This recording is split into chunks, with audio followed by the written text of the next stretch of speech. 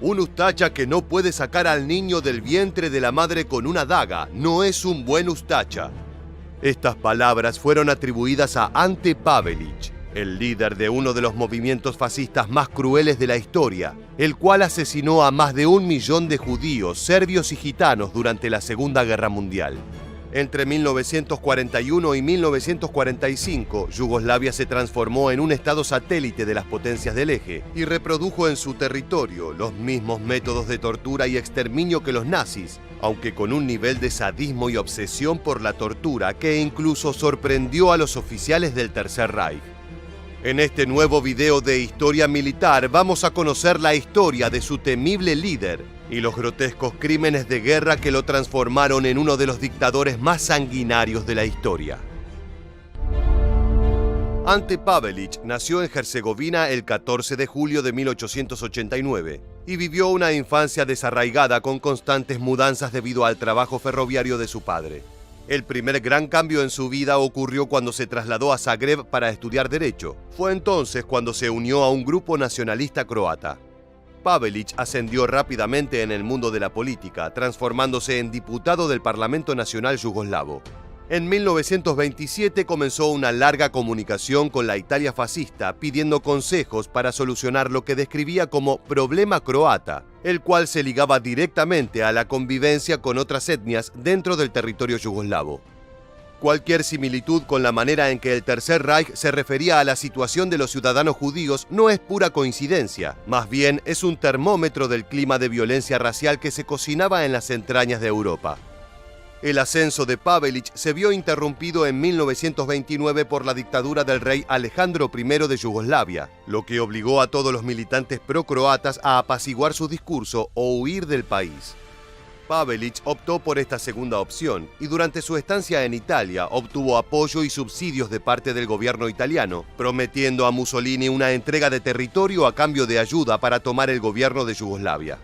Así nació la organización nacionalista Ustacha, que podemos traducir como insurrectos. El 6 de abril de 1941, las fuerzas de la Wehrmacht y otros países del eje invadieron Yugoslavia. Pavelić regresó a sus tierras ansioso de venganza y con cientos de partidarios de la Ustacha junto a soldados italianos. Finalmente, el 10 de abril, se proclamó el nuevo Estado independiente de Croacia, dirigido por Pavelić y controlado de cerca por Alemania e Italia, cuyas instituciones reprodujo. Pavelić estableció un Estado totalitario con su figura en el centro. Se consideraba a sí mismo un caudillo, el restaurador del esplendor croata. Su gobierno estuvo basado en el culto a la nación, al Estado y a la separación étnica entre los croatas y los otros grupos étnicos que componen la población yugoslava. Pavelić no creía en la democracia ni en las decisiones tomadas por el gabinete. La dirección del país era marcada por una mesa chica compuesta por los hombres de confianza del dictador. Como toda dictadura fascista, el programa político Ustacha contemplaba una limpieza étnica, principalmente apuntada a judíos, serbios, gitanos y la oposición comunista croata. Las leyes antisemitas le dieron un marco legal a una persecución prácticamente calcada del Tercer Reich y pronto abrieron al menos 25 campos de concentración y exterminio, como el de Jasenovac, donde fueron asesinadas al menos 600.000 personas. No escaparon a la guadaña de la Ustacha ni las mujeres ni los niños, mucho menos los sacerdotes serbios. También fueron destruidas las iglesias ortodoxas en territorio croata. Alemania apoyó con entusiasmo el exterminio de judíos, pero no así la matanza de serbios ortodoxos, que en principio no tenían problema con el Tercer Reich. La primera gran matanza de la Ustacha se produjo en 1942, cuando 4 guardias acabaron con la vida de casi 2.000 personas en una sola noche, después de apostar quién podía matar más personas en pocas horas. Uno de ellos, Mile Friganovic, llegó a confesar que la mirada de un campesino arrodillado antes de ser ejecutado le congeló la sangre.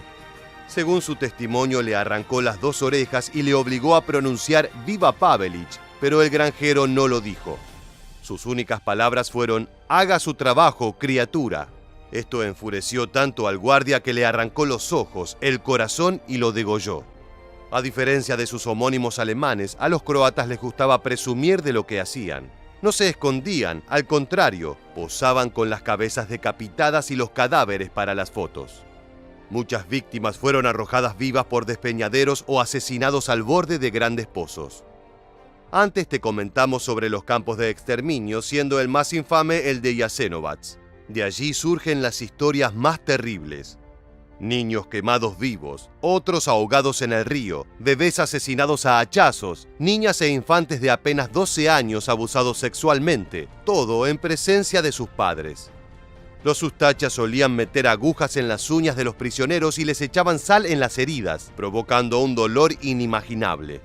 Además, para los militantes más fervorosos, los ojos, la nariz y las orejas de las víctimas eran como trofeos. Uno de los relatos más grotescos proviene del corresponsal de guerra italiano Curzio Malaparte. Él aseguró que durante una entrevista a Ante Pavelić en su despacho, vio un cesto de mimbre que parecía estar repleto de mejillones u ostras. El líder fascista le explicó sonriendo que se trataba de un regalo de mis leales ustachas, 20 kilos de ojos humanos. Muchos croatas han puesto en duda este relato, pero lo cierto es que los ustachas tenían una morbosa fijación con la anatomía de sus víctimas. Ellos mismos confeccionaban collares hechos de lenguas, ojos y orejas. Al igual que en los campos de concentración nazis, los croatas también utilizaron cámaras de gas, aunque no en tanta cantidad. Pero lo que realmente los caracterizó fue el uso de los cuchillos Zrbosiek, una especie de guante al que había unido una navaja, especialmente creado para degollar a los serbios. Para que tomes real dimensión del nivel de crueldad ustacha, ten en cuenta que los mandos alemanes solían visitar la zona para verificar que se estuviera manejando de acuerdo a lo pautado. Esos militares volvían a Alemania con el estómago revuelto y escandalizados por los métodos poco eficaces que empleaban los ustachas. El general alemán Glese von Hostenau escribió en su diario en noviembre de 1942 que los ustachas degollaban cientos de personas en los dos lados del río Sava. Cuando degollaban en nuestra parte, nosotros difícilmente podíamos soportar los gritos de hombres, mujeres y niños. Los degollaban y les abrían el abdomen antes de tirarlos al río. El final de la dictadura de Pavelić estuvo motivado tanto por sus fracasos políticos como por la constante resistencia del Partido Comunista Croata enfilado detrás del mariscal Tito. Ceder territorio a Italia no fue bien visto por la población, ya que ponía a Croacia en una posición totalmente servil frente a su vecino italiano. A esto se le sumó una mala situación económica, producto de sostener con recursos estatales la presencia de tropas alemanas en Croacia. En una pésima estrategia económica, Pavelić dio ciudades portuarias de gran importancia al régimen italiano. En 1944 incluso hubo un intento de golpe de Estado. Ministros de Pavelić se comunicaron con los aliados para pactar una salida pacífica, evitando caer en manos del Ejército Rojo. Pero esto falló y Croacia se mantuvo fascista hasta el último día, siendo ocupada por la Unión Soviética en 1945. Los militantes más aguerridos de la Ustacha fueron fusilados. Pavelić huyó y con la ayuda de la Iglesia Católica se ocultó en Italia, Argentina y la España franquista, muriendo en 1959 por problemas de salud derivados de un atentado sufrido en 1957. Uno de los tiranos más sádicos de la historia pudo evadir la justicia durante más de 10 años y logró morir en libertad. Así llegamos al final del video. Si quieres continuar conociendo este tipo de historias impactantes, te invitamos a suscribirte y activar las notificaciones. Por el momento nos despedimos hasta la próxima entrega de Historia Militar.